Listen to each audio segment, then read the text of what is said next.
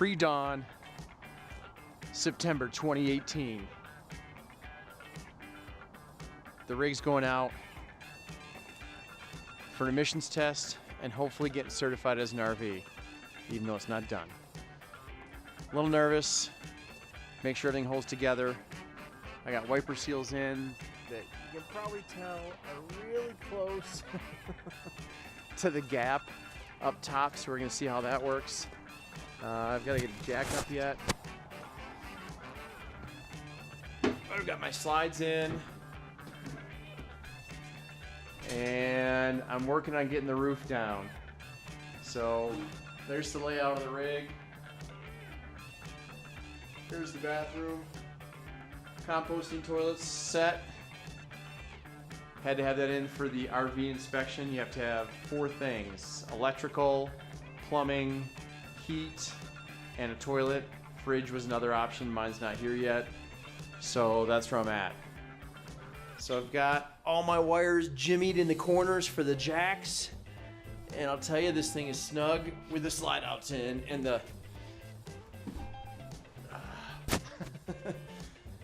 and the bar and bed wall in. But yeah, I'm pretty stinking close. So let's see here what happens.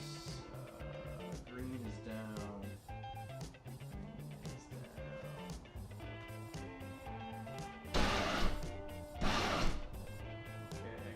Someplace I gotta. So they work. I'm running out of battery juice. I'll update you when this is done. Maybe when it's down. So a little backstory on the rig, and yeah, the weather's turned to freezing rain. When I bought this, it was a cabin chassis. And it was titled as a cabin chassis, and a vehicle that had a GVW of 35,000 or 32,000.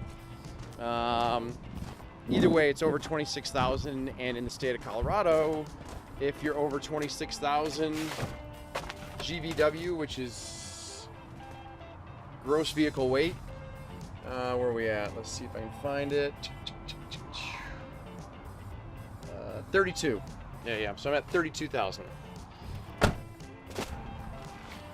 So GVW of 32,000, which means the vehicle and everything on it, everything, tools, water, people, slide outs, everything cannot exceed 32,000 pounds.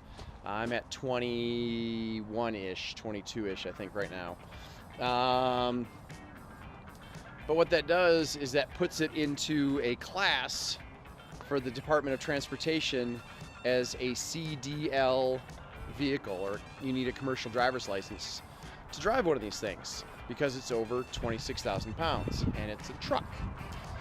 Well, the crazy thing is there are RVs that are over 26,000 pounds and classified as an RV, and you don't need a special license to drive one. And I happen to have the license needed to drive this vehicle, so I'm good to go. But if anybody ever buys it from me down the road, or if I need somebody else to drive it, they need a CDL, a Class B actually.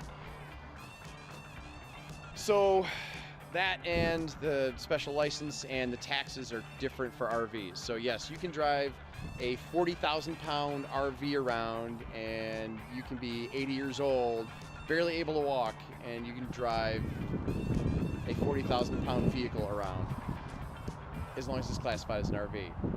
So I took it to emissions, it passed emissions, and there's a whole litany of things that make this quantify as an RV. So that kind of gives you an idea where this whole emissions thing and recertifying it as an RV kind of came from. It's so I can have anybody else drive it, licensing it, and actually insuring it for what it is, because insurance for a Class B CDL vehicle is different than what the insurance is for an RV. So things are just simpler as an RV, from driving it to licensing it to titling it to everything. So that's why I went down this road to get this thing transferred over into an RV, or at least tried to. All right, so there's the backstory on why this had to be a motorhome, and here's some of the paperwork of what they gave me on like what it has to comply with to be a motorhome. And basically it had to have 4 of these things. You had to have a statement of fact, had to have a certified weight slip, you had to have an emissions, and I got all that done, took it in to Jefferson County, and they're like, you also need to get a certification, a VIN certification as an RV. So I had to have it inspected at the emissions place, and they had to testify that it was an RV. They checked it off, they certified it as an RV. I went back to Jefferson County, second or third visit, I can't remember. And then they're like, oh, wait a minute, your title, the title that I had didn't match the statement of it being a motorhome. So the title said it was a cab and chassis. So I had to get the title straightened out. Fast forward about 2.5 months now, and let's see if you can see that or not. The one on the left is a 2000 Chevy truck, empty weight 13.6, because I had to have it weighed originally when I got the registration. And just for the record, all of this started because I wanted to renew my plates, and my insurance had it listed as a motorhome, and the lady at the DMV caught it saying the 2 things don't match. So not only the convenience of having it registered, I was going to do that eventually, but they kind of picked up on it, so it had to happen now. So anyway, 2000 Chevy. Now it says vehicle type motorhome. 2000 Chevy, empty weight, 20,900. And let's see, I have my emissions, my title, and that's it. So yeah, official as a motorhome.